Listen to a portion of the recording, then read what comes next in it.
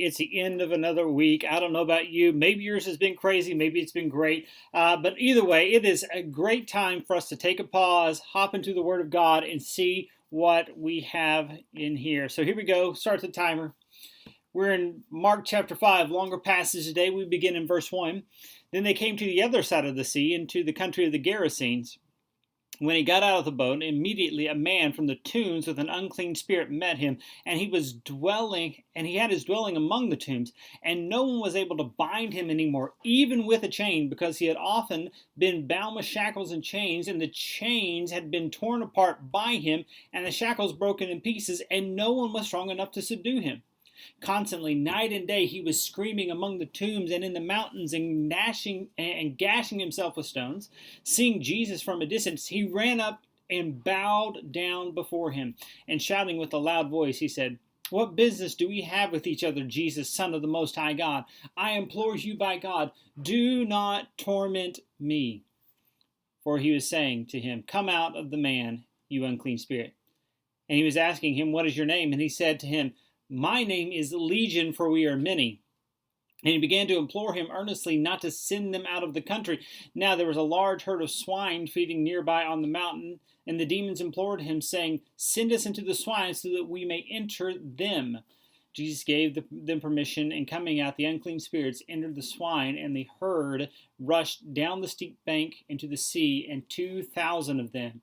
About 2,000 of them, and they were drowned in the sea. Okay, really interesting story. We're going to look at the response of the people after this, but here's where we step back, and I hope you've been thinking through those questions. What does this tell me about God? What does this tell me about us, about ourselves, and what should we do in response? But as we do this, remember what we just talked about. Jesus calmed the sea, and he gets to the other side, and what do we find?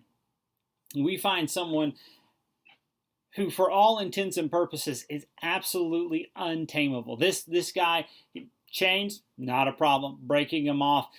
We find him gashing himself. This demon is tormenting this man. These demons just going after him.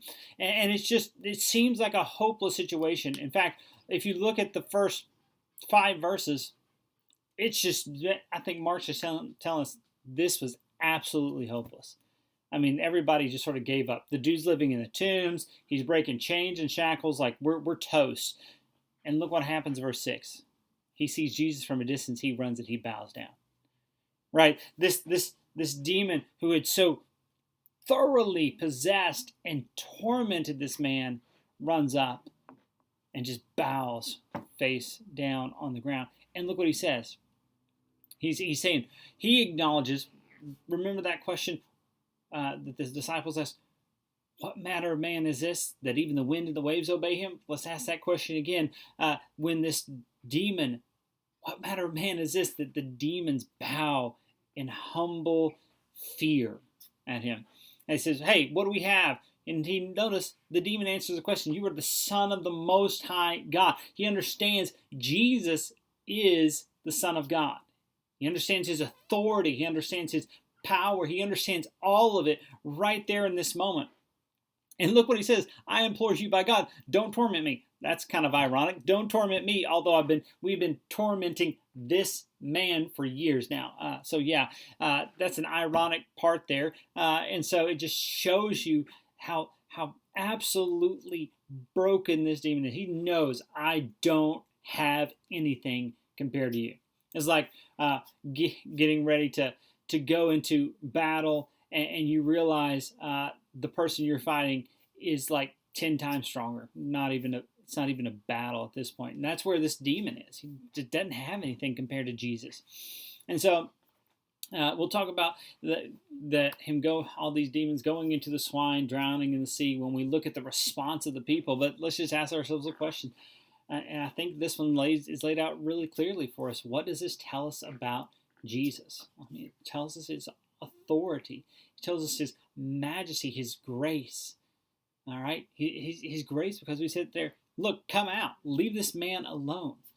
It shows us the authority, the power, and the grace of Jesus. And what does it tell us about ourselves? Well, That's a great question. This is one of those questions. This is one of those where really the answer to that one will come next week when we look at it on Tuesday about what it means for us to be like to see the response of the people. And so, what do we do about it? I think it tells us we got to be those who are humbly submitted to the power and majesty of Jesus. All right, well, guys, that's it. It's Friday. I'm praying for you. Have a wonderful weekend.